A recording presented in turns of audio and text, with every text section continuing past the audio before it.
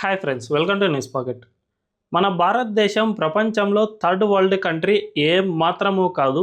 మన దేశం గనుక తలుచుకుంటే అమెరికా సైతం దిగి రావాల్సిన పరిస్థితి ఇప్పుడు స్పష్టంగా కనిపిస్తుంది. గతంలో పరిస్థితులు ఏ విధంగా ఉండేవంటే, అమెరికా ఒక్క మాట ఆంక్షలు విధిస్తామని చెబితే చాలు మన దేశం వణికిపోయే పరిస్థితుల్లో ఉండేది. అంతేకాకుండా రష్యా, యూరప్ ఇలాంటి దేశాలు కూడా మనల్ని భయపెట్టే స్థానంలో ఉండేవి. కానీ ఇప్పుడు మనం చూసుకుంటే అమెరికా అధ్యక్షుడు డొనాల్డ్ ట్రంప్ అయినా, రష్యా అధ్యక్షుడైనా ఎవరైనా కానీ మన దేశం గనుక తలుచుకుంటే దిగి రావాల్సిన పరిస్థితి ఇప్పుడు కనిపిస్తుంది. దీనంతటికీ ప్రధాన కారణం ఇద్దరు, అదే మోదీ అండ్ జైశంకర్ ద్వయం. జైశంకర్ని ఎప్పుడైతే విదేశాంగ శాఖ మంత్రిగా చేశారో అప్పటి నుంచి ఆయన చేస్తున్న పనులు మామూలువే కాదు, అమెరికాను సైతం వణికిస్తున్న పరిస్థితులకు తీసుకువచ్చారు. తాజాగా అమెరికా అధ్యక్షుడు డొనాల్డ్ ట్రంప్ మన దేశాన్ని ఆంక్షల పేరిట భయపెడుతూ ఉన్నా, టారిఫ్లను ఇంకా పెంచుతానని చెబుతూ ఉన్నా కూడా మనం ఏం మాత్రము తగ్గడం లేదు. ట్రంప్ ఇంతగా చెబుతూ ఉన్నా కూడా మన విదేశాంగ శాఖ మంత్రి జైశంకర్ రష్యా పర్యటనకు వెళ్ళారు. అక్కడ 3 రోజుల పాటు పర్యటిస్తూ ఉన్నారు. తాజాగా సెర్గీ లావ్రోవ్ ఎవరైతే రష్యా విదేశాంగ మంత్రిగా పనిచేస్తూ ఉన్నారో ఆయనతో భేటీ అయ్యారు. ఈ భేటీలో 2 దేశాల మధ్య వాణిజ్యపరమైన చర్చలు చాలానే జరిపారు. వచ్చే నెల డిసెంబర్లో రష్యా అధ్యక్షుడు వ్లాదిమిర్ పుతిన్ మన దేశ పర్యటనకు రానున్నారు. సో దీనికి సంబంధించి ముందు చేయాల్సిన కసరత్తు అంతా జైశంకర్ రష్యాకు వెళ్ళి మొత్తం పూర్తి చేస్తూ ఉన్నారు. వీటన్నిటినీ చూసుకుంటే ట్రంప్ ఒకవైపు మన దేశాన్ని ఎంతగానో బెదిరించే ప్రయత్నం చేస్తూ ఉన్నా కూడా మన జైశంకర్ అండ్ మోదీ ఏ మాత్రమూ తగ్గడం లేదు. ఏ రష్యాతో అయితే మీరు వాణిజ్యం పెంచుకోవద్దని చెబుతూ ఉన్నారో అదే రష్యా దగ్గర మనం వెళ్ళి ఇప్పుడు వాణిజ్యపరమైన చర్చలు జరుపుతున్నామంటే ఇది ఆషామాషి వ్యవహారం కాదు. అయితే దీని వెనుక కసరత్తు ఏ విధంగా జరుగుతుంది అనే విషయంపై ఈ వీడియోలో తెలుసుకుందాం. అంతకంటే ముందు ఈ ఛానల్ను రీసెంట్గానే స్టార్ట్ చేసాం, మాకు మీ సపోర్ట్ ఖచ్చితంగా కావాలి. ఈ ఛానల్ వెంటనే సబ్స్క్రైబ్ చేసుకోండి అని బెల్ ఐకాన్ క్లిక్ చేయడం అస్సలు మర్చిపోవద్దు. ఇక డీటెయిల్స్లోకి వెళ్తే, ప్రస్తుతం భౌగోళిక రాజకీయాలను మనం ఒక్కసారి గమనిస్తే అమెరికా ప్రపంచంలో ఏ దేశం పైన విధించనన్ని టారిఫ్లను మన దేశంపై విధించింది. ఏకంగా 50% టారిఫ్లను విధించడం అంటే అది మామూలు విషయం కాదు. సో మన ఇండియాను ఇబ్బంది పెడదాం, తద్వారా మన ఇండియా రష్యా నుంచి చమురు కొనడం ఆపేస్తుంది.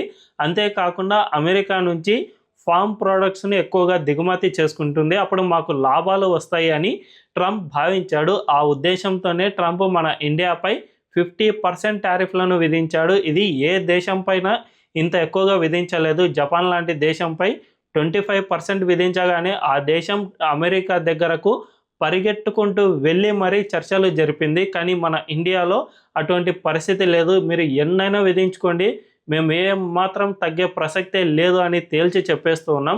ట్రంప్ ఎప్పుడైతే మన ఇండియాపై టారిఫ్లను విధించాడో అప్పుడు కూడా మనం రష్యా నుంచి ఒక్క చుక్క పెట్రోల్ కూడా తక్కువగా దిగుమతి చేసుకోలేదు. ఇంకా ప్రతి నెల పెంచుకుంటూనే పోయాం. లాస్ట్ మంత్ అక్టోబర్లో సైతం భారీగానే చమురును దిగుమతి చేసుకున్నాం. అంతకు ముందు నెలతో పోలిస్తే లాస్ట్ మంత్ అక్టోబర్లో 11% చమురును ఎక్కువగా దిగుమతి చేసుకున్నాం.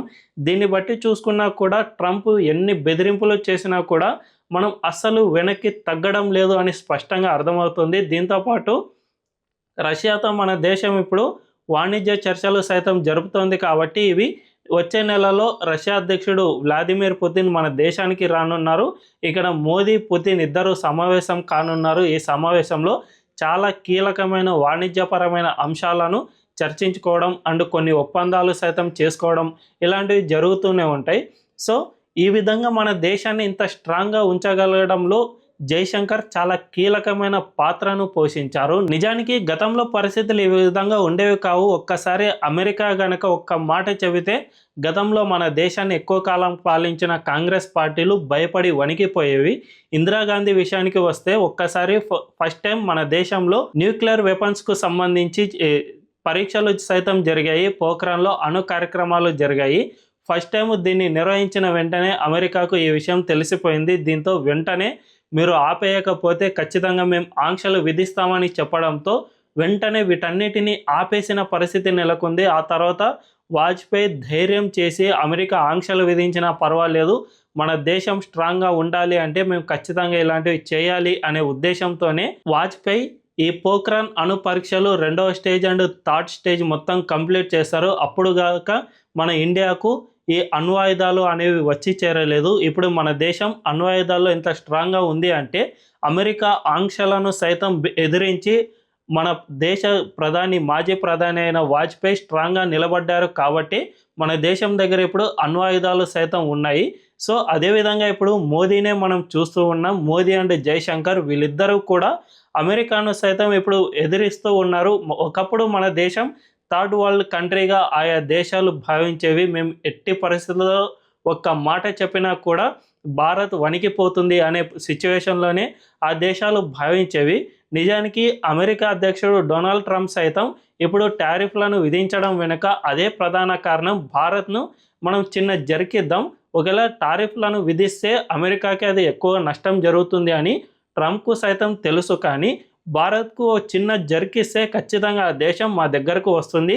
అప్పుడు ఇద్దరం కలిసి వాణిజ్య చర్చలు జరుపుకోవచ్చు. అమెరికాలో ఎక్కువగా పండుతున్న వ్యవసాయ ఉత్పత్తులన్నిటినీ భారతదేశంలోకి డంప్ చేద్దాం. అప్పుడు మన దేశానికి సంబంధించిన వ్యాపారం జరుగుతుంది, తద్వారా మనం లాభపడతామని అమెరికా భావించింది. అంతేకాకుండా అక్కడ పాల ఉత్పత్తులు చాలా ఎక్కువగా ఉత్పత్తి అవుతాయి కాబట్టి వాటిని సైతం మన ఇండియాకు ఎక్స్పోర్ట్ చేద్దామని భావించారు. కానీ ఇక్కడ ఉన్నది మోదీ ప్రభుత్వం. మోదీ ప్రభుత్వంలో రైతులకు ఎటువంటి నష్టం జరగకుండా చూసుకుంటారు.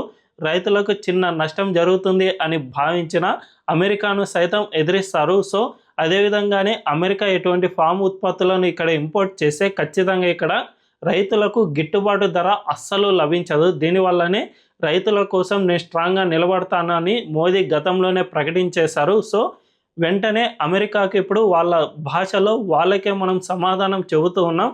మనం ఎట్టి పరిస్థితుల్లోనూ అమెరికాకు తలొంచలేదు. దీంతో ట్రంప్కు ఈ సిచ్యువేషన్ పూర్తిగా అర్థమైపోయింది.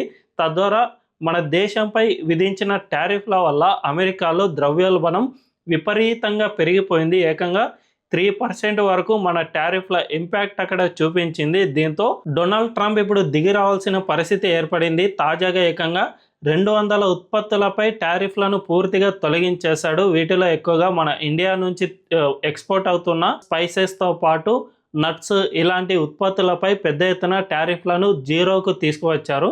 సో ఈ విధంగా మన ఇండియా స్ట్రాంగ్గా ఉండటం వల్ల మాత్రమే ట్రంప్ ఇక ఏమీ చేయలేక మన ఇండియాను ఎదిరించలేక ఇక దిగి రావాల్సిన పరిస్థితి ఏర్పడింది. అంతేకాకుండా జైశంకర్ ఇండియా, రష్యా, చైనాను చాలా ఏకం చేయడంలో చాలా కీలక పాత్ర పోషించారు.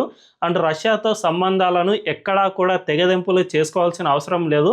అమెరికా ఆంక్షలు విధించిన తర్వాత ఆ దేశమే దిగి వస్తుంది అని చెప్పడం స్టార్ట్ చేశారు. దీనివల్లనే మన ఇండియన్ గవర్నమెంట్ రష్యాతో ఎక్కడా కూడా తెగదెంపులు చేసుకోలేదు. తద్వారా ఇప్పుడు అమెరికానే దిగి రావాల్సిన పరిస్థితి ఏర్పడింది. అంతేకాకుండా మొత్తం గ్లోబల్ ఆర్డర్ను సైతం జైశంకర్ చేంజ్ చేయడంలో చాలా కీలక పాత్ర పోషిస్తూ ఉన్నారు. ఇప్పుడు ఆసియా దేశాలైన ఈ 3 దేశాలను ఏకం చేయడంలో కీలక పాత్ర వహించడంతో అమెరికా సైతం ఏమీ చేయలేక దిగి రావాల్సిన పరిస్థితి ఏర్పడింది.